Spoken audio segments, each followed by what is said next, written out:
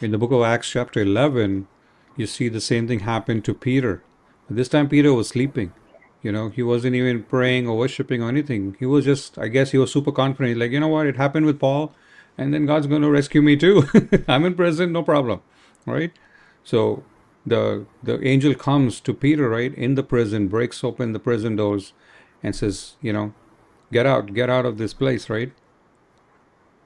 So we we know that when we are in prayer, when we are in agreement, that we have to have that expectation. We cannot lose hope. We cannot feel, down or sad, or we cannot have that overtake us, because that's what the enemy wants. The enemy wants to drag us down and say, you know what, your family members are never going to get saved and they're going to end up in hell. So we have all these fears that overtake us. And we need to resist all of that, because that is a killer of faith. And what does God say? God says He has not given us a spirit of fear, but He has given us a spirit of love and power and of a sound mind. And He has given us the gift of faith.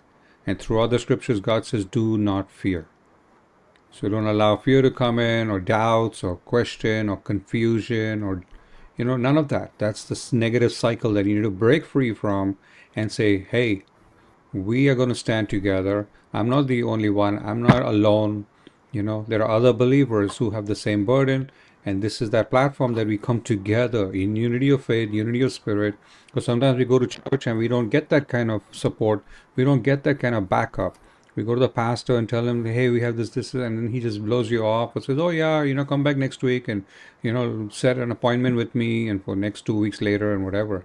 And you're like, my situation is urgent right now, So we got to say, okay, Lord, we can stand in the gap when nobody else is there.